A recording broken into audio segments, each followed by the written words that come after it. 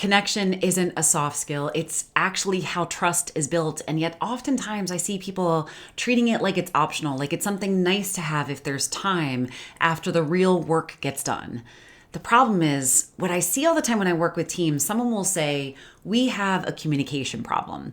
And what that usually means is people aren't doing what I asked them to do, or there's tension in meetings, or we're not collaborating well.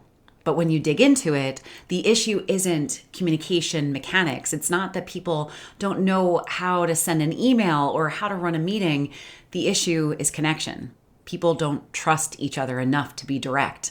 They don't feel safe enough to ask clarifying questions when they don't actually understand what the person said. They don't know each other well enough to assume good intent. So we try to fix it with better processes, more check-ins, clearer documentation, and none of it works because you can't process your way out of a connection deficit. And what I want to offer you is a different way to think about this. Connection is an infrastructure. It's the thing that makes everything else work. Think about it. When trust is high, feedback lands differently, right? Hard conversations, they get easier. People give each other the benefit of the doubt. That is a priceless commodity. But when trust is low, everything takes longer. People hedge. They CC people more on emails. They cover themselves instead of collaborating. And most performance issues, when you really trace them back, are connection issues. Someone didn't feel comfortable raising a concern early. Someone didn't trust that their input would be valued. Someone felt unseen, so they stopped trying. We keep looking at the symptoms, but we're ignoring the root. I worked with a team once where two departments were in constant conflict, marketing and operations. Classic tension, right? Leadership kept trying to fix it with better processes.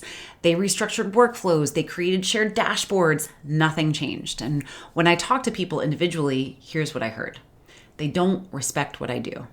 They don't respect who I am or the work that I do. And they think that their work is more important. They never ask us before making decisions that affect us. Notice none of that is about a process. All of that is about a connection, or the lack thereof.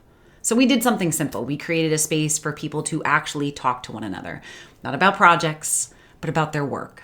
What's hard about your job? What do you wish people understood about what you do? What does your day look like? What are you proud of that no one sees? And within a month, the dynamic shifted, not because a process changed, because the people actually started to know one another. They had context to their conversations. They had context and connection to their requests or their challenges. So here's what I want you to take from this. First, stop treating connection as extra.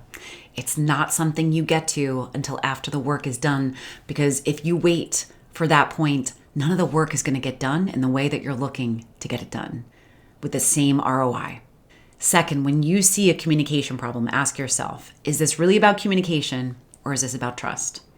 Is this about a process or is this about people not feeling connected enough to be honest? Third, invest in those small moments. Build that connection through those consistent small signals that people matter, asking someone how they're doing, actually listening, remembering what they told you last time, following up on the thing that they said was hard. Every one of those small moments builds that trust and that connection brick by brick. Connection is not a soft skill. It is how trust is built, and trust is how everything else that we do becomes possible. The collaboration, the innovation, the performance, the retention, all of it runs on connection.